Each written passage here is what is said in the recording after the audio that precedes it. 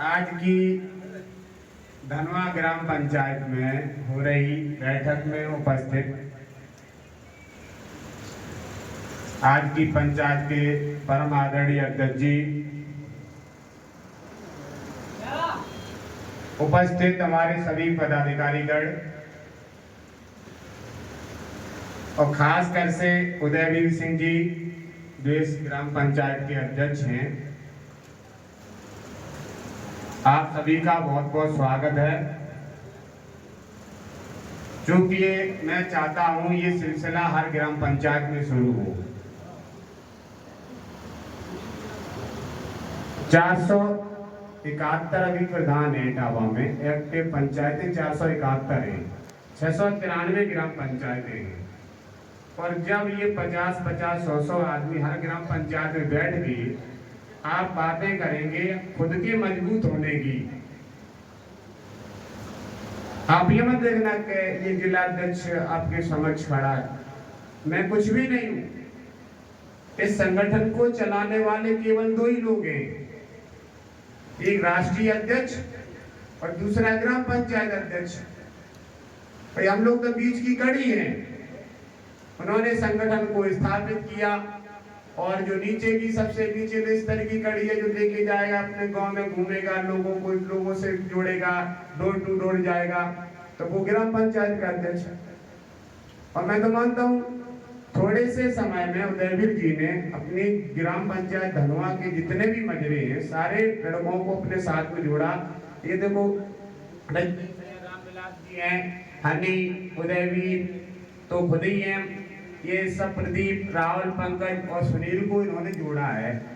तो ये लड़कों को, युवाओं को जब आप जोड़ेंगे संगठन में, तो आपका आने वाले समय में संगठन कभी बूढ़ा नहीं हुआ। आज के समय में अपना जो हिंदुस्तान है वो 65% इसमें युवा हैं। और युवा, इनकी ऊर्जा को इस देश की सरकार ने, इस देश की हुकूमत ने पूरी तरीके से एकदम बिल्कुल ऐसे छुट्टा छोड़ रखा है। कहीं उन्हें काम ही नहीं, कहीं कोई धंधा ही नहीं, कोई उनके लिए व्यवस्थाएं ही नहीं, न शिक्षा, न रोजगार, कुछ भी नहीं। तो ऐसी कंडीशन में जो वो अपनी ऊर्जा अपने मोबाइल में या अन्य किसी जगह या हर हर बम बम बोले, जय श्री राम, ये सारी चीजों में इन्वेस्ट कर रहे हैं, वहां पर उनकी बुद्धि में ये विवेक पैदा करो कि जो उनके साथ में सरकारें अन्याय कर रही हैं, जिनके पास परिवार नहीं है, पत्नी नहीं है, बच्चे नहीं है, वो जो तुम्हारा कल्याण नहीं करेंगे, तुम्हारे लिए नौकरियां और तुम्हारी व्यवस्थाएं नहीं देंगे, उनके खिलाफ क्रांतिकारी बनो। अपने हक की लड़ाई खुद लड़ना सीखो, किसी से नहीं सीख पाते हो। मैंने देखा यहाँ पे बातें अभी नहीं हुई है तो हो रही होगी, हो जाएंगी। एक्चुअल में लोगों में और मुझ में थोड़ा सा अंतर है। लोगों ने आज के समाज में उस्तादों से सीखते, क्योंकि आज शिक्षक दिवस भी है, सबको मुबारकबाद। उस्ताद माने शिक्षक ही होता है, गुरु ही होता है। तो आज गुरु का दिन है, गुरु को हम सब नमन करते हैं और शिक्षक दिवस की सबको बधाई भी देते हैं। लेकिन ऐसी स्थिति में, ऐसी कंडीशन में मैं आप सबसे ये भी कहूंगा कि लोगों ने, मेरे जैसे व्यक्ति की बात करो तो लोगों ने सीखा होगा उस्तादों से। मैं मेरी बात बताऊं सच्चिदानंद जी, मैंने हालातों से सीखा है।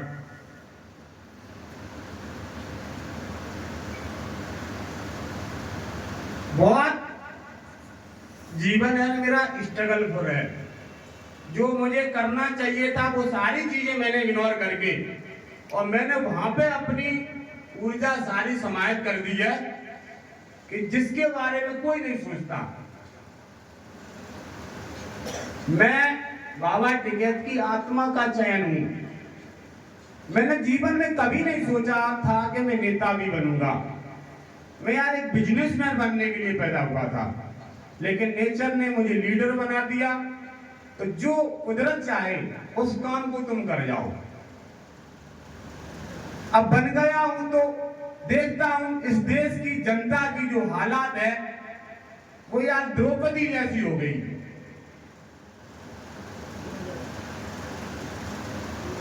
वो पांडव भी लेके आते, माँ को आवाज देते अर्जुन दरवाजे पे खड़े होके, बोले माँ यहाँ, कि वो हम ले आए, तो माँ भी अंदर से कह देती है बांट लो।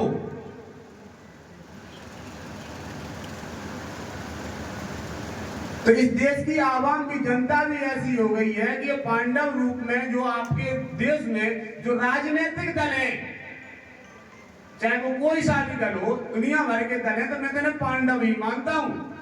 और उन सबकी निगाहें किस पे रहती है? द्रौपदी पे। पांडवों की होने के बावजूद भी आप समझिए द्रौपदी पे दुर्योधन की भी नजर, द्रौपदी पे दुशासन की भी नजर। द्रौपदी जहां जहां गई पता नहीं, आप देखो ना, कीचक को देखो आप, अगर मतलब बात है संगठन की है, लेकिन मैं जनता को यहां पे जोड़ रहा हूं द्रौपदी के साथ में, वो चूंकि आपकी समझ में आ जाए। 5 पतियों को एडजस्ट करने वाली महिला इस दुनिया की एक है ना सुपर वुमेन हो सकती है, कोई साधारण महिला नहीं हो सकती। उन जो कौरवों में पांडवों में श्रीमान युद्ध हुआ है, वो युद्ध पांडवों में भी हो सकता था। तो वैसी ही हालत देश की जनता की कर दी है। किसने? इस देश की पार्टी, पॉलिटिक्स और नेता नगरी के लोगों ने। तो मेरे भाइयों, अगर आपको अपना खुद नग्न होने से बचाना है, समझ लेना मेरी बात। देखो निर्वस्त्र तो कोई भी कर सकता है, निर्वस्त्र तो कोई भी कर सकता है, जबरदस्ती, ताकत के दम पे, बंदूक के दम पे। लेकिन साहब, नग्न करने की किसी की औकात नहीं है। तो इस देश की जनता को जो निर्वस्त्र करने में ये लोग लगे हैं, ताकतवर लोग, और पूरी तरीके से कोऑपरेट के, पूरी तरीके से औद्योगिक घरानों के हो गए हैं। किसानों को अब 2 भैंसें भी नहीं रखेगा, किसान अपने घर में हैंडपंप और समर नहीं चला पाएगा, किसान को भी अब प्रीपेड है ना, ये मीटर लगाने पड़ेंगे अपने घर में। किसान की एमएसपी तो मिलेगी नहीं, C2+50 का फार्मूला तो गया, स्वामीनाथन की रिपोर्ट कभी लागू नहीं करनी, देंगे भी तो C2+FN+50। अब किसान जानता ही नहीं फार्मूले, किसान को पता ही नहीं कि सरकार क्या कर रही है। तो ऐसी जानकारी को खुद जानकार बनो। अब आपको है ना, जैसे आप लोन ले लेते थे कि हमारे घर पर कूलर नहीं है, गए दुकान वाले को है ना कूलर आ रहा 10,000 का, 3,000 दे दिए और किस्तें बनवा ली। अब नहीं मिला करेगा, टीवी नहीं मिलेगी, पंखा नहीं मिलेगा, फ्रिज नहीं मिलेगा, वॉशिंग मशीन नहीं मिलेगी, कुछ भी नहीं मिलेगा। RBI ने कानून बदल दिए। अब तो जो 1 करोड़ रुपए बैंक से लेगा उसको लोन मिला करेगा, 1 लाख वाले को, 2 लाख वाले को गए खत्म। ऊपर से पैसा रहा नहीं बाजार में। अब गोल्ड लोन है वो सबसे कर दिया, तुम्हारे पास सोना है वो भी खत्म करो। 2016 में नोटबंदी करके हर घर से पैसा खिंचवा ही दिया। तो ये सारी चीजों से इस देश की जनता को ही लड़ना पड़ेगा। नहीं तो बता, पूरी सभा में द्रौपदी की लाज बचाने कोई आया हो, अपने दम पे उस द्रौपदी ने अपनी लाज बचाई थी। तो वो मैं ये चाहता हूं कि देश की जनता को भी उसी द्रौपदी की तरह लड़ना होगा। कोई नहीं सुनने वाला। एक कहेगा बिल्डोजर का महोदय कार्यालय की तरफ होगा, एक कहेगा गोरखपुर की तरफ होगा। वो आपस में, हम लोगों को बहुत मजा आएगा उसमें, लेकिन वो सब आपस में कोई किसी का कुछ नहीं बिगाड़ने वाला। बिगड़ेगा तो किसका बिगड़ेगा? 2 पाटन के बीच में जब पिसता है तो कौन पिसता है? बोलो ना, 2 पाटन के बीच में। तो उनके युद्ध पे मत जाओ, वे तो 2 पार्ट हैं। लेकिन जनता पिसेगी तो जनता न पिसे, तो जनता को अपना रक्षक स्वयं बनना पड़ेगा। अब जनता गए यहाँ पे बैठे हैं, हमारे सुरेश बाबू जी बैठे हैं, अब इनका थोड़ा सा पावर कम हो गया तो आदि आ गए। नहीं, ये तो ऐसे पावरफुल पर्सन थे, खड़े हो जाओ, यहाँ आओ। ये तो ऐसे पावरफुल पर्सन थे कि मजिस्ट्रेट के ऑफिस में जाते थे, एसडीएम जी में, तो एसडीएम साहब कुर्सी से खड़े होके इनका स्वागत करते थे, वो हालात पैदा करते थे। बोले आइए सर, स्वागत है आपका, मालिक साहब आए, कुर्सी दो। सुनील भाई साहब, घंटी बजती थी, एसडीएम साहब बजाते थे, प्यारा उनका आता था, बोले मालिक साहब आए, इनको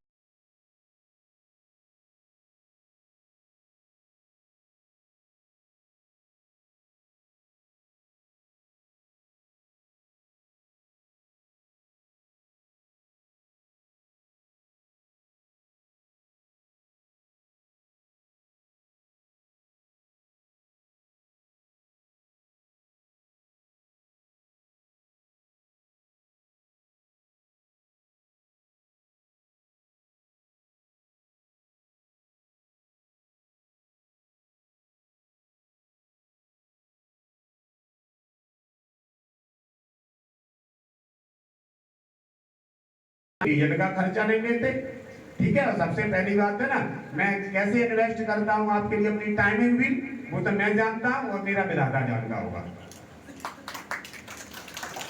और उद्देश्य केवल इतना सा है कि आप अपने आप में नेता बन जाओ, जो अभी तक नेताओं के, मेरा केवल इतना सा उद्देश्य है कुशलपाल जी। पर यहाँ पर सुनो, जो ये मैंने कहा, ये माला वाली परंपरा, मेरी बातें खराब न लगे, मैं मेरे लिए नहीं कहता हूं, इसमें पैसा खर्च होता है, और पैसा ऐसी जगह यार करो, ये गुलाब के हाथ में डाल दिए, माला डाली, और काहे का स्वागत यार, स्वागत तो मन से होता है, हृदय से होता है यार। मैं आपको मिलूं और आप मुस्कुरा दें यार, तो स्वागत हो गया। मुस्कुराने भर से श्रीमान स्वागत होता है, ये थोड़ी यार मैं आया और मुंह फला तो माला डाली निकल जाए, काहे स्वागत। मन में कटता है यार, आदमी खराब है यार, उस दिन उसने मेरे से बहुत कड़वी बात कह दी थी, हैं, अब जाओ अब पे स्वागत करवाओ जा रहे हो, और मुंह फुला भीतर ही भीतर जाए ना आएगा, अंटा अवतार में लाना करें तो तुम्हें शुद्धम करवा ले स्वागत। तो ऐसे स्वागत का फायदा यार, हार्दिक स्वागत होना चाहिए, मुस्कुरा के स्वागत होना चाहिए, मिले तो एक दूसरे को देख के यार दोनों के दोनों प्रफुल्लित हो जाएं, वो इसमें होना चाहिए।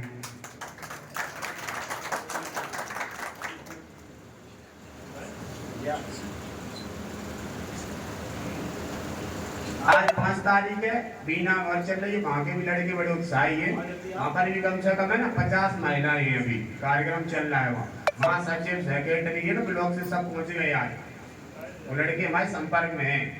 लेकिन उसके बीच में मैं आपको ये बताना चाहूँगा कि अगले 6 अक्टूबर को बाबा टिकैत की जन्म जयंती है, तो वहाँ लखनऊ में कार्यक्रम है, तो हम सबको 5 अक्टूबर को शाम को यहाँ लखनऊ चलना है इटावा से। उदयवीर जी, जितने भी लोग जा सकते हैं आपके यहाँ से, तो वहाँ घूमे फिरें, 6 अक्टूबर का बड़ा कार्यक्रम है भक्त, उसी कार्यक्रम की समीक्षा हेतु 11 तारीख यहाँ निश्चित है।